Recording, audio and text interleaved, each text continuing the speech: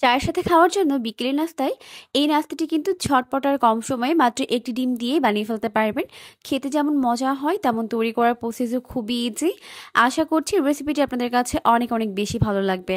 তাহলে চলুন দর্শক দেখে নেওয়া যাক এই রেসিপির পুরো প্রস্তুত প্রণালী শুরু থেকে শেষ পর্যন্ত। নাস্তা তৈরি করার জন্য প্রথমে একটি বোলের মধ্যে একটি ডিম ভেঙে নিব। এখন এর মধ্যে অ্যাড করে দিব হাফ কাপ পরিমাণ চিনি।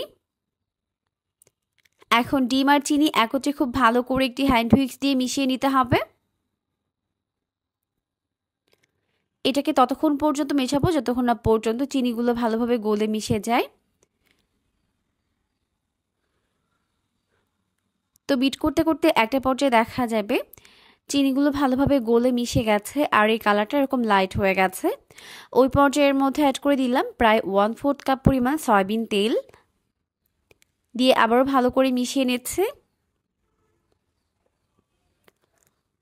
সবকিছুকে ভালো করে মিশিয়ে নেওয়ার পর এই পর্যায়ের মধ্যে অ্যাড করে দিব হাফ চামচ পরিমাণ বেকিং পাউডার, 1/4 টিস্পুন পরিমাণ দিয়ে দিলাম লবণ আর হাফ চামচ পরিমাণ দিয়ে দিলাম ভ্যানিলা এসেন্স দিয়ে সবকিছুকে এখন একত্রে ভালো করে মিশিয়ে নিচ্ছে।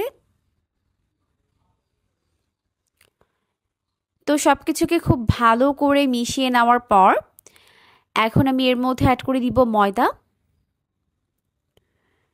তো এই জন্য আমি এখানে অ্যাড করে দিলাম 1 কাপ পরিমাণ ময়দা। ময়দা দেওয়ার পর খুব ভালো করে এখন মিশিয়ে নিচ্ছে।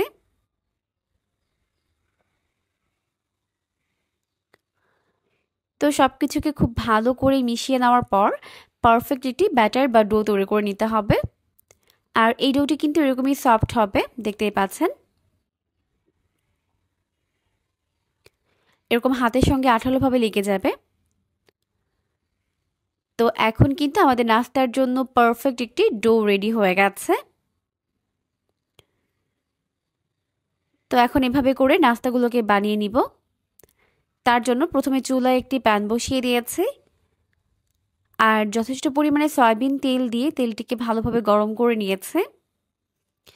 এরপর 2 হাতে অল্প একটু সয়াবিন তেল মেখে এখান থেকে অল্প অল্প করে ডো নিয়ে এইভাবে তেলের মধ্যে দিয়ে দিব। তো এইভাবে একসঙ্গে যতগুলো ধরে আমি দিয়ে দিচ্ছি।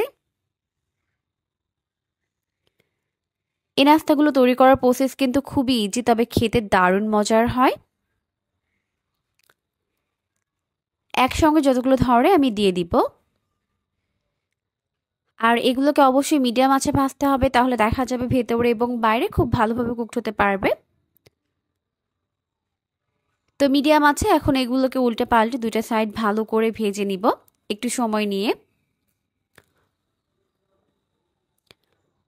তো কয়েক সেকেন্ড পরে দেখা যাবে এরকম ফুলে তেলের উপরে ভেসে উঠেছে, তখন আমি এটাকে জাস্ট এইভাবে করে উল্টে দিচ্ছি।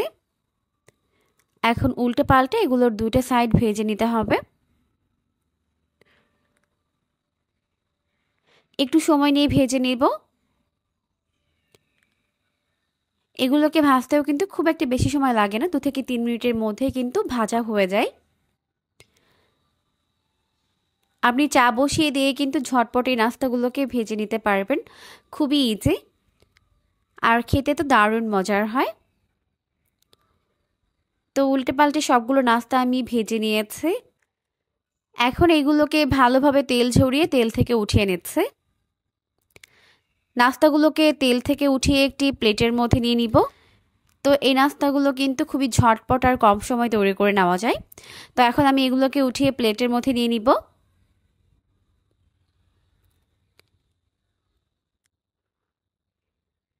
এখন আমাদের সবগুলো নাস্তা ভেজে উঠিয়ে নেওয়া হয়ে গেছে, দেখতেই পাচ্ছেন লুকটা কত বেশি ইয়ামি হয়েছে। খেতেও কিন্তু দারুণ মজার হয়েছে, অনেক বেশি সফট আর তুলতুলে নরম। এটাকে আপনারা তেলে ভাজা কেক বলতে পারেন। অতিথি আপ্যায়নে ঝটপট তৈরি করে নেওয়া যায়। আশা করছি রেসিপিটি আপনাদের কাছে অনেক অনেক বেশি ভালো লেগেছে। ভালো লাগলে অবশ্যই বাসায় ট্রাই করবেন। পরবর্তী ভিডিও দেখার আমন্ত্রণ জানিয়ে আজকের মতো তাহলে এখানেই বিদায় নিচ্ছি। সবাই অনেক অনেক বেশি ভালো থাকবেন। আল্লাহ হাফেজ।